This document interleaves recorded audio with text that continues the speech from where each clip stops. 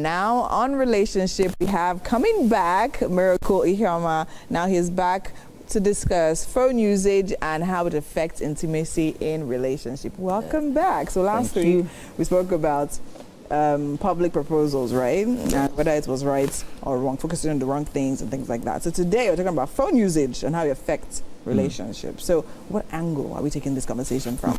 Tell me. I should tell you. Yeah. You know, it's you that will tell me. You're the coach now. Yeah. Yeah. So the topic is, I think, self-explanatory. Phone usage and how it affects intimacy, because it does affect intimacy. Now, positively or negatively? Negatively. I think when you say things like that, it sounds negative, straight up, right? Yes. Okay. Yes, it affects intimacy in relationship, because we're not talking about using it outside of the relationship, right? We know using your phone is good. Technology has really advanced our lives, made our lives better.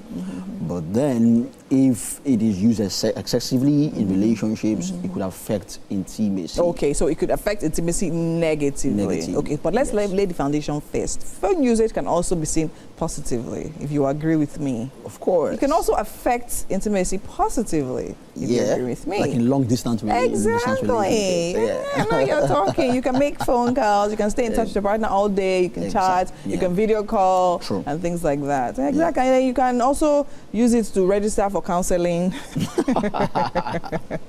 Now you're being extra. Yes, and also call your pastor when you need prayer. All right. So let's talk about it from the angle, the negative part. Yeah. Yes, so of course, as good as phone is, and you've established the good things that we can do with our phones, if not properly managed, it could make you drift apart from your partner.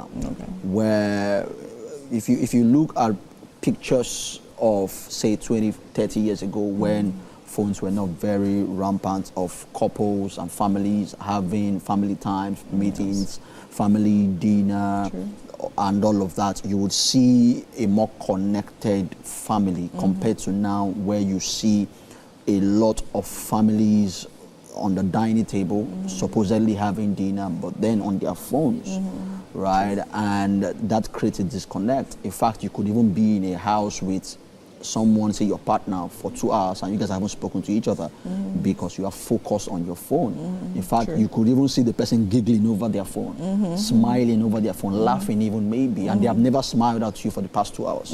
Yeah, so all of that could affect how intimate you are. So quality time, for example, is reduced because there's a reason it is called quality time. Quantity time is not quality time. So the fact that I'm around you doesn't mean I'm spending quality time with you. I might be spending quantity time with you. But it is the activities that we get to do together, the conversations we get to have, that determines if it is quality time or not. Very true. So that is, those are some of the ways I think it affects. Amazing. Okay, so now how? So of course, it's one thing to actually spot it and say, okay, you know what, this is the problem that it causes right here. But then again, going ahead, I would like to prefer solutions to this type of situation. So how would you say we can manage the phone usage? Because the truth, we can't stay away from the fact that, I mean, our phones are really important in our lives. I mean, a lot of people work off their phones. So even if you're not physically at work, you can literally be working online. Some people on social media are like managers, and people make like a lot of money with their phones. But then again, so that there's always that incessant need to literally look at your phone and check your notifications and things like that. So how can we manage this in a way that it doesn't affect our relationships negatively? Yes. So beautifully, like you said, we can't take phones away. Phones are here to stay. Technology is here to stay, to keep getting better, keep growing bigger. But then we must manage it, just like you said. And we can create things like phone-free zones in our homes, for example, like, where we're in the bedroom together, we'll put away our phones, or where we are having serious conversations, we'll put away our phones. Or every day at between, say, 8 and 9 p.m. or 8 and 10 p.m. We are going to just have family time where we put our phones away and just have real conversations, face-to-face conversations. So we're talking about intentionality. Intentionality, yeah, being intentional about these things, you know, putting those strategies in place and making sure that you keep to them. When we are having dinner, everybody put your phone away and let's just concentrate. Because the idea of family, I'm sure you've heard the quote that says, family that eats together, grow together, or bond together. Yeah. The idea is not in the food, it's not in the eating. The idea is in the conversations that we have, the bond that we create by the quality time we spend with each other. So our phones have taken that away. So even though we are still eating together, intimacy is a little more lacking right now because we have left the main thing, which is the conversations we're having and all of that, in that space. So we can become intentional about creating safe phone-free spaces, and then being intentional about spending quality time together without our phones. All right. So now, of course, it's important. Now, we've spoken about the problem, solution. So now, in a situation where you have a couple, right, they're actually married and living together, but then again, one person, so of course, we mentioned intentionality as well. One person is intentional about these things and saying, okay, you know what, I mean, you're thinking of the future of the relationship. You don't want it to definitely, even, it's not even about relationship between partners alone, even with kids and parents. Do you understand? Yeah. So, and then, one person is of that opinion, but the other person is not necessarily, maybe the person is not putting into consideration. So what would you say would be the best ways to actually help that partner that wants to be intentional and wants to put these measures, communicate and make the other partner understand that, okay, fine, we need this for our family? What would you say? How can the person go about it? Yeah, so I think that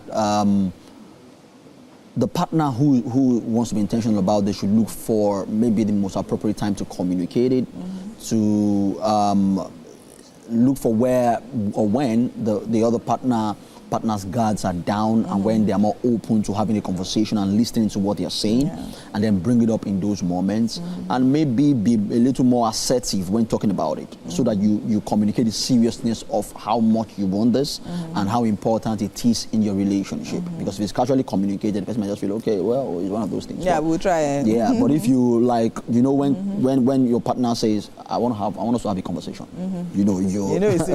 You know it's serious. But if it's just maybe over a chat, over dinner, I'm just saying, don't you think we should have? But if I say I want to have a conversation, you know, okay, what's going on here?